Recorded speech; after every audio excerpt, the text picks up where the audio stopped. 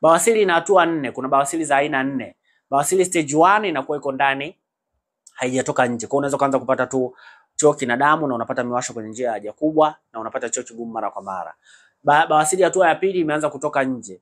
Hii ukikohoa, ukicheka, ukichuchumaa, ukienda kupata haja kubwa, kinatoka kile kinyama. Baada ya kutoka huwa kinarudi chenyewe. Hatua ya tatu, kile kinyama huwa kinatoka, lakini unaweza ukakirudisha kwa mkono. Vile vile ukikohoa kinakuwa kinatoka. Na zinaambatana zote hizi hatua 4 huwa zinaambatana na ile miwasho na kupata choo chenye damu.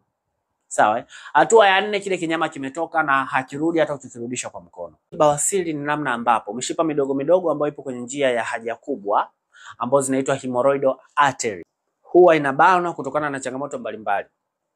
Mwanamke ametoka kujifungua, mwanamke ana uzito kupitiliza, mwanamke au mwanaume. Una uzito kupitiliza, unafanya mazoezi magumu, inatokea sana kwa maskari, unafanya kazi za kukaa muda mrefu, sawa una stress ambazo zinakupelekea kupata constipation au una vidonda vya tumbo ambapo unakuwa unapata choo kigumu mara kwa mara. Sasa vile viatele au vimeshipa vidogo vidogo vya damu huwa vinavimba, na vikivimba huwa vinatoka kama vinyama kwenye njia ya haja kubwa. Madhara yake ni nini? Tumeshasema kwamba ni mishipa ya damu, ina maana ina damu kwa ndani.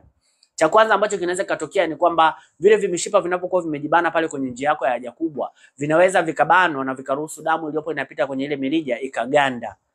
Ikiganda huwa inaleta maumivu makali sana.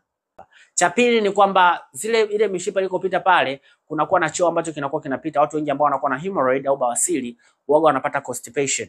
Kwa hiyo kile choo huaga kinaenda kukwangua vile vitu pale. Kwa hiyo kukwanguliwa kwa ile sehemu na sehemu ya haja kubwa ni sehemu ambapo kuna bakteria wengi, inakuwa ni rahisi wewe kuanza kupata perineal abscess. Unaanza kupata majipu kwenye sehemu yako ya haja kubwa. Majipu na vidonda kwenye njia yako ya haja kubwa. Kingine ni kwamba majipu na vidonda huwa yanaweza kusababisha kuchanika kwa zile sehemu na kutengeneza kitu ambacho kinaitwa anal fissures. Matibabu ya hili tatizo huwa yanategemeana na stage uliopo. Kuna stage ambazo unaweza kupewa dawa tu ikakaa vizuri, lakini kuna stage ambazo unaweza kutakiwa kufanyiwa operation. Na katika zile operative procedures kuna nyingine ambazo zinahusisha operation ya kukata moja kwa moja, lakini kuna nyingine zinaitwa rubber band irrigation ambapo ile bawasiri itafungwa na rubber band. Ikifungwa sasa, sio rubber band ambayo unaifahamu wewe unaweza kufungia hela.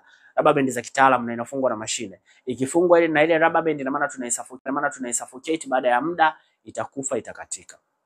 Hii ni moja kati ya njia ambayo ni very effective. Unahitaji matibabu kuhusu hiyo changamoto, namba za simu ziko hapo. Tuwasiliane tuweze kuona namna gani tutakusaidia.